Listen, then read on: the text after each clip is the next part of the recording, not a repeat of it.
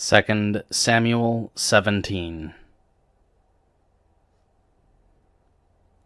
Furthermore, Ahithophel said to Absalom, "Please let me choose 12,000 men, and let me set out and pursue David tonight, and I will attack him while he is weary and exhausted, and startle him, so that all the people who are with him will flee. Then I will strike and kill the king when he is alone, and I will bring all the people back to you. The return of everyone depends on the man whom you are seeking. Then all the people will be at peace." And the plan pleased Absalom, and all the elders of Israel. Nevertheless, Absalom said, "Now call Hushai the Archite also, and let's hear what he has to say." When Hushai had come to Absalom, Absalom said to him, "Ahithophel has proposed this plan. Should we carry out his plan? If not, say so yourself." So Hushai said to Absalom, "This time the advice that Ahithophel has given is not good."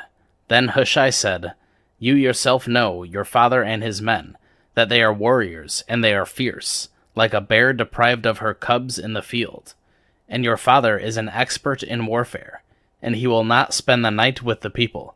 Behold, he has now hidden himself in one of the ravines, or in another place, and it will be that when he falls on them at the first attack, whoever hears it will say, 'There has been a slaughter among the people who follow Absalom.' And even the one who is valiant, whose heart is like the heart of a lion, will completely despair. For all Israel knows that your father is a mighty man, and those who are with him are valiant men. But I advise that all Israel be fully gathered to you, from Dan even to Beersheba, like the sand that is by the sea in abundance, and that you personally go into battle. Then we will come to him in one of the places where he can be found, and we will fall on him just as the dew falls on the ground. And of him and of all the men who are with him, not even one will be left. And if he withdraws to a city, then all Israel shall bring ropes to that city, and we will drag it into the valley until not even a pebble is found there." Then Absalom and all the men of Israel said, "The advice of Hushai the Archite is better than the advice of Ahithophel." For the Lord had ordained to foil the good advice of Ahithophel, in order for the Lord to bring disaster on Absalom. Then Hushai said to Zadok and to Abiathar the priests, "This is what Ahithophel advised Absalom and the elders of Israel to do, and this is what I have advised. Now then, send a messenger quickly and tell David, saying, 'Do not spend the night at the river crossing places of the wilderness, but by all means cross over, or else the king and all the people who are with him will be destroyed.'" Now Jonathan and Ahimaaz were staying at Enrogel, and a female servant would go and inform them, and they would go and inform King David, for they could not allow themselves to be seen entering the city. But a boy did see them, and he told Absalom. So the two of them left quickly, and came to the house of a man in Bahurim, who had a well in his courtyard, and they went down into it. And the woman took a cover and spread it over the well's mouth, and scattered barley meal on it, so that nothing was known. Then Absalom's servants came to the woman at the house, and said, "Where is Ahimaaz and Jonathan?" And the woman said to them, "They have crossed the brook of water." And when they searched and did not find them, they returned to Jerusalem. It came about, after they had departed, that they came up out of the well, and went and reported to King David. And they said to David, "Set out and cross over the water quickly, because this is what Ahithophel had advised against you." Then David and all the people who were with him set out and crossed the Jordan. By dawn not even one remained who had not crossed the Jordan. Now when Ahithophel saw that his advice had not been followed, he saddled his donkey, and set out, and went to his home, to his city, and set his house in order, and hanged himself. So he died and was buried in his father's grave. Then David came to Mahanaim, and Absalom crossed the Jordan, he and all the men of Israel with him. Absalom put Amasa in command of the army in place of Joab. Now Amasa was the son of a man whose name was Ithra, the Israelite, who had relations with Abigail, the daughter of Nahash, sister of Zeruiah, Joab's mother. and Israel and Absalom camped in the land of Gilead. Now when David had come to Mahanaim, Shobi the son of Nahash from Rabbah of the sons of Ammon, Machir the son of Ammiel from Lo-debar, and Barzillai the Gileadite from Rohalim, brought beds, basins, pottery, wheat, barley, flour, roasted grains, beans, lentils, roasted seeds, honey, curds, sheep, and cheese of the herd, for David and the people who were with him, to eat. For they said, "The people are hungry, and exhausted, and thirsty in the wilderness." Luke 15.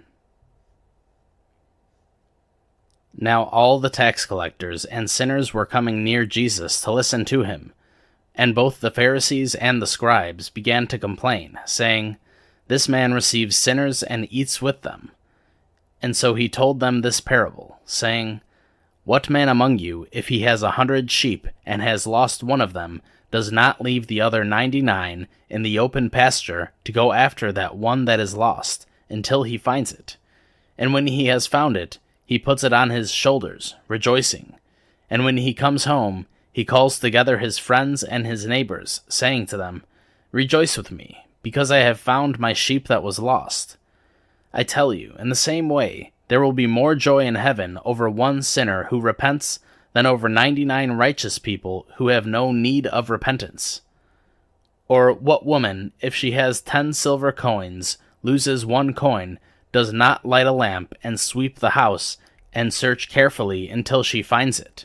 And when she has found it, she calls together her friends and neighbors, saying, 'Rejoice with me, because I have found the coin which I had lost.'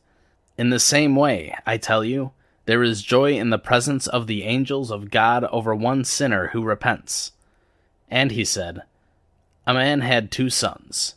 The younger of them said to his father, 'Father, give me the share of the estate that is coming to me.' And so he divided his wealth between them. And not many days later, the younger son gathered everything together and went on a journey to a distant country, and there he squandered his estate in wild living. Now when he had spent everything, a severe famine occurred in that country, and he began doing without. So he went and hired himself out to one of the citizens of that country, and he sent him into the fields to feed pigs. And he longed to have his fill of the carob pods that the pigs were eating, and no one was giving him anything. But when he came to his senses, he said, 'How many of my father's hired laborers have more than enough bread, but I am dying here from hunger? I will set out and go to my father, and I will say to him, Father, I have sinned against heaven, and in your sight. I am no longer worthy to be called your son. Treat me as one of your hired laborers.' So he set out and came to his father. But when he was still a long way off, his father saw him and felt compassion for him, and ran and embraced him and kissed him. And the son said to him, 'Father, I have sinned against heaven and in your sight. I am no longer worthy to be called your son.' But the father said to his slaves, 'Quickly bring out the best robe and put it on him, and put a ring on his finger, and sandals on his feet. And bring the fattened calf, slaughter it, and let's eat and celebrate. For this son of mine was dead, and has come to life again. He was lost and has been found.' And they began to celebrate. Now his older son was in the field, and when he came, he approached the house. He heard music and dancing, and he summoned one of the servants and began inquiring what these things could be. And he said to him, 'Your brother has come, and your father has slaughtered the fattened calf, because he has received him back safe and sound.' But he became angry, and was not willing to go in. And his father came out, and began pleading with him. But he answered and said to his father, 'Look, for so many years I have been serving you, and I have never neglected a command of yours. And yet you never gave me a young goat, so that I might celebrate with my friends. But when this son of yours came, who has devoured your wealth with prostitutes, you slaughtered the fattened calf for him.' And he said to him, 'Son, you have always been with me, and all that is mine is yours. but we had to celebrate and rejoice, because this brother of yours was dead, and has begun to live, and was lost, and has been found.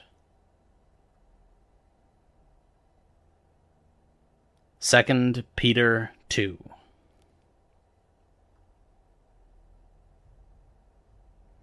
But false prophets also appeared among the people, just as there will also be false teachers among you, who will secretly introduce destructive heresies, even denying the master who bought them, bringing swift destruction upon themselves.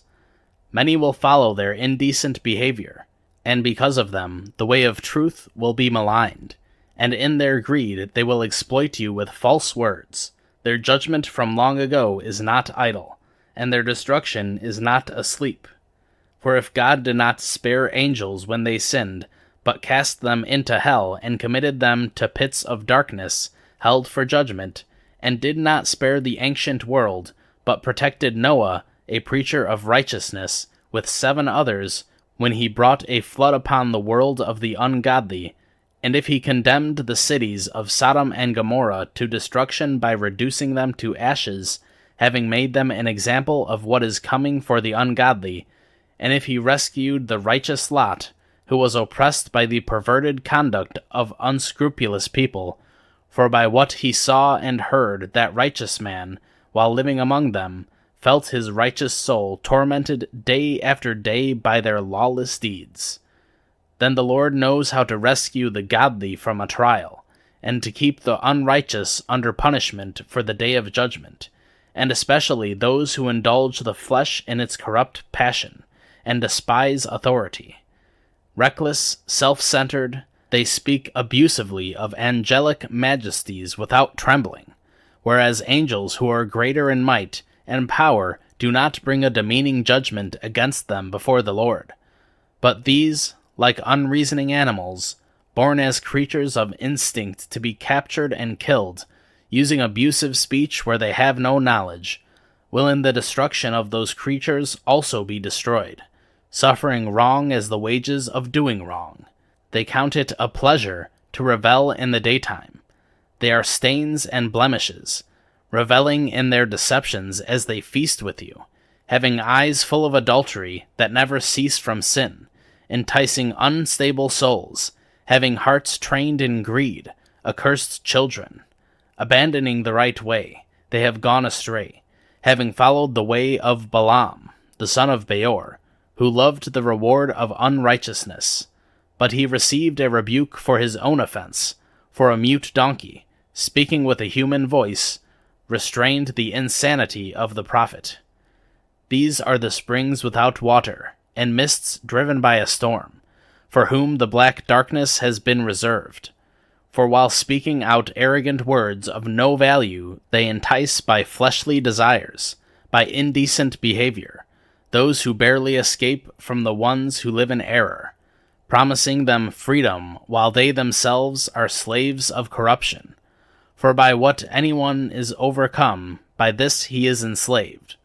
For if, after they have escaped the defilements of the world, by the knowledge of the Lord and Savior Jesus Christ, they are again entangled in them and are overcome, the last state has become worse for them than the first. For it would be better for them not to have known the way of righteousness, than having known it, to turn away from the holy commandment handed on to them.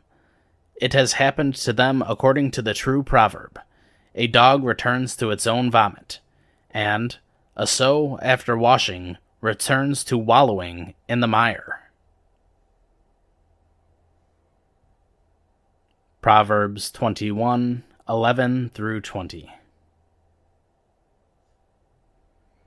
When the scoffer is punished, the naive becomes wise. But when the wise is instructed, he receives knowledge. The righteous one considers the house of the wicked, bringing the wicked to ruin. One who shuts his ear to the outcry of the poor will also call out himself and not be answered. A gift in secret subdues anger, and a bribe in an inside pocket, strong wrath. The exercise of justice is joy for the righteous, but terror to those who practice injustice. A person who wanders from the way of understanding will rest in the assembly of the dead. One who loves pleasure will become a poor person. One who loves wine and oil will not become rich.